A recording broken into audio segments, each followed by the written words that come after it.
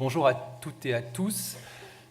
Donc, messieurs et mesdames les présidents, messieurs et mesdames les directeurs généraux, les directeurs, chers amis, chers collègues, merci d'être aujourd'hui aussi nombreux à Station F pour cette nouvelle édition des conférences Spectre et Innovation de l'Agence nationale des fréquences.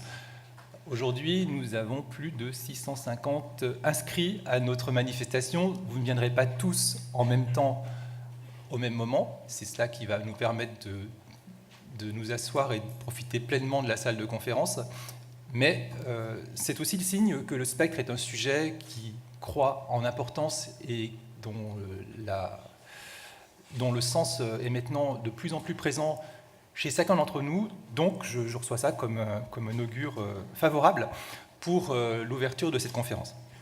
Donc tout d'abord quelques points sur l'actualité de l'agence, puisque cette agence finalement, au moment où on se parle, est aussi beaucoup dans les territoires. Au moment où je vous parle, on a une centaine d'agents assermentés qui sont dans les régions, outre-mer, en métropole, pour détecter des brouillages, pour aussi assister les exécutifs locaux dans les catastrophes qui se produisent, qui sont produites il n'y a pas si longtemps aux Antilles et qui aussi aujourd'hui frappent le sud de la France.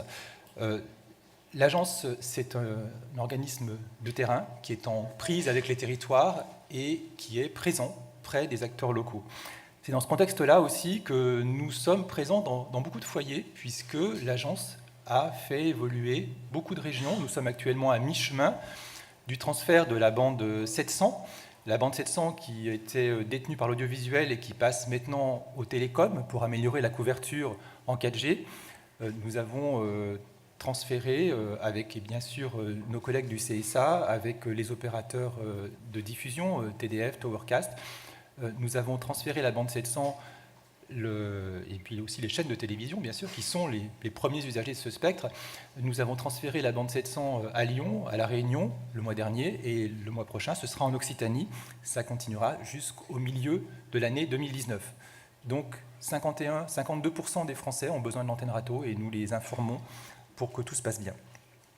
Cette action régionale est aussi une transition logique vers le futur de l'action régionale, c'est-à-dire la 5G, puisque la 5G aujourd'hui commence ses expérimentations après les autorisations données par l'ARCEP. L'agence est présente sur le terrain. Je n'en dirai pas plus parce que la 5G est un thème qui sera très présent dans nos discussions aujourd'hui. Simplement pour souligner que si nous sommes sur le terrain pour accompagner les tests de 5G, c'est aussi parce que l'agence a une action importante dans le contrôle de l'exposition. Le troisième thème que je voudrais évoquer dans l'actualité de l'agence, c'est ce contrôle de l'exposition qui prend une ampleur plus importante au fil des mois. Depuis longtemps, nous avons notre site Carte Radio qui reflète l'état des antennes relais en France. Nous avons aussi, depuis quelque temps, accru notre publication d'informations sur l'exposition qui est due aux terminaux avec les rapports de DAS que nous publions désormais de manière régulière.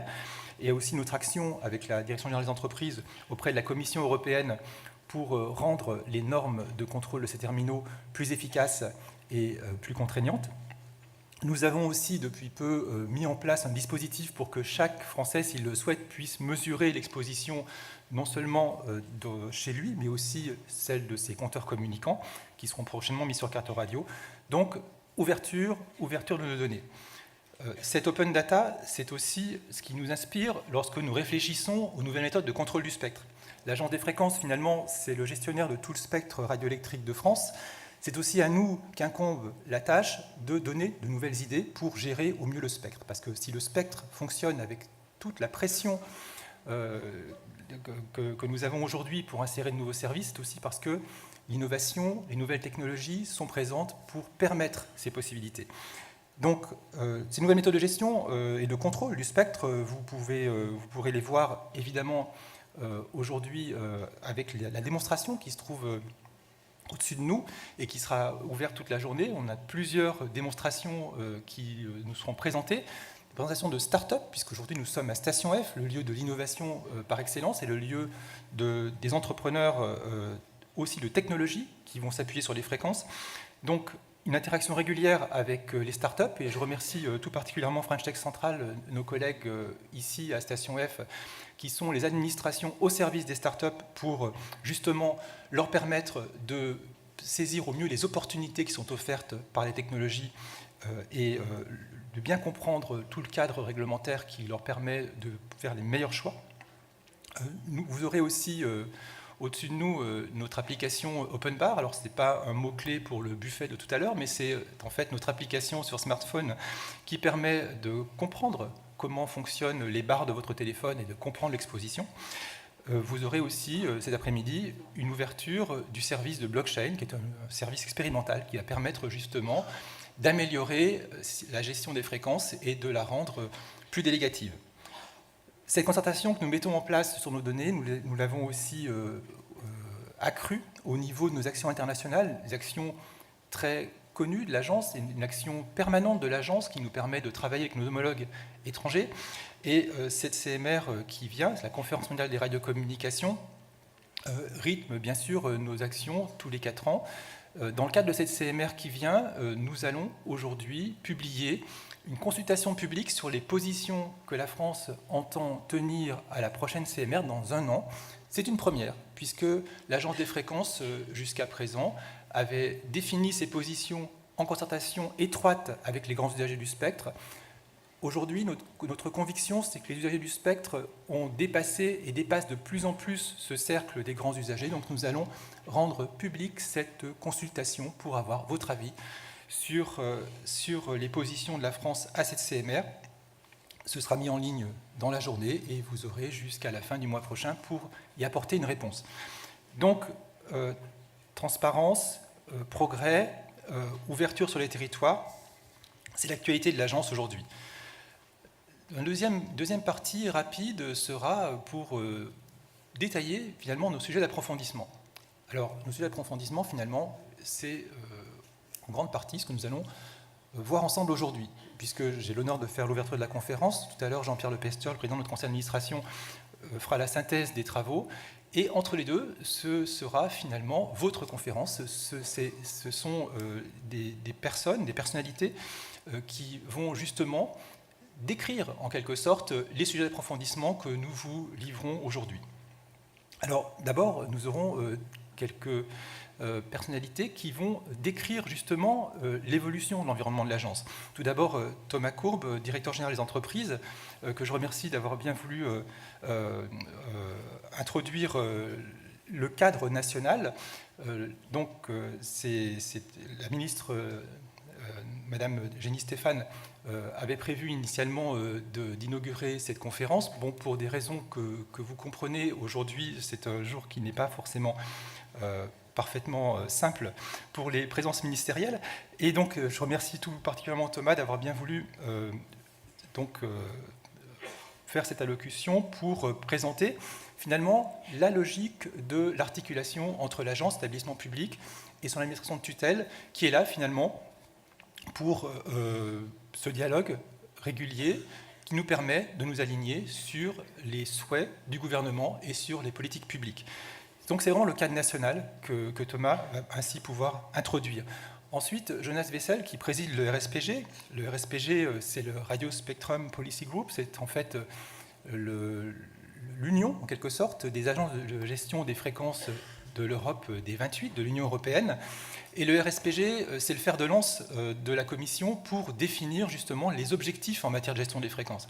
Donc après cette vision du cadre national, nous allons finalement élargir pour voir le cadre européen et voir les sujets qui sont cruciaux aujourd'hui à travers la vision du président du RSPG qui a aussi depuis peu de nouvelles prérogatives dans le cadre du nouveau cadre européen sur les communications électroniques. Puis, continuons l'élargissement. Ce sera ensuite le tour de François Rancy, qui a naguère dirigé l'agence et qui est désormais depuis plusieurs années le directeur du spectre au niveau mondial, donc le directeur du bureau des radiocommunications de l'Union internationale des télécommunications de Genève.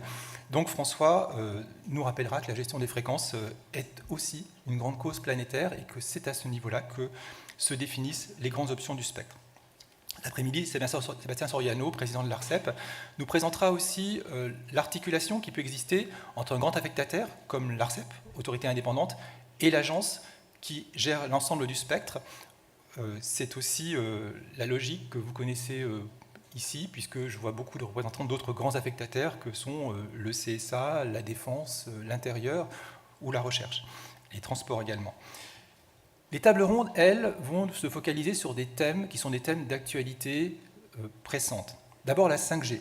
2018 est l'année de la découverte de la 5G. La 5G est un sujet qui doit être à notre agenda, et donc il est naturellement à la table ronde de l'agence aujourd'hui. Ensuite, nous parlerons des satellites. Dans ces lieux, il y a une semaine, le président de la République, Emmanuel Macron, en réponse à une question sur les satellites, a parlé de disruption. Il a présenté très rapidement et brillamment les différents éléments qui font que la baisse du coût des lanceurs, les satellites en orbite basse, les nanosatellites, étaient en train de révolutionner le climat de l'espace. Or, pas d'espace sans fréquence. Donc, c'est bien au niveau des fréquences aujourd'hui que se modèle l'avenir de l'espace. Et l'avenir de l'espace est aussi en partie l'avenir de la Terre. C'est pour ça qu'après les satellites, nous parlerons également des problématiques terrestres, des problématiques des transports terrestres, transport du rail, et donc ça commencera ainsi l'élection de l'après-midi. Puis nous terminerons avec une table ronde plus globale qui, elle, parlera justement des nouvelles méthodes de gestion du spectre qui sont vraiment au cœur des problématiques de l'Agence des fréquences, et cela sera l'occasion de lancer une opération de blockchain sur des fréquences particulières, des fréquences pour les grands événements, des fréquences pour les lieux de rendez-vous avec beaucoup de personnes sur le Wi-Fi, comme ici. Donc, innovation qui sera ensuite mise à disposition des affectataires. Donc, c'est vraiment 3 éléments, des prises de parole de personnalités, des tables rondes et au-dessus de vous, des démos qui seront accessibles toute la journée et sur lesquelles vous pourrez voir concrètement quelles sont les évolutions qui sont en cours au niveau du spectre. Donc, finalement, pour conclure et pour paraphraser un célèbre révolutionnaire, je dirais qu'en début du XXIe siècle, le spectre est une idée neuve en Europe. Vous êtes tous là pour en témoigner. Donc, je forme le vœu que cette conférence permette d'en comprendre tous les enjeux et de nous préparer à saisir toutes les nouvelles opportunités qu'offrent les fréquences. Je vous remercie.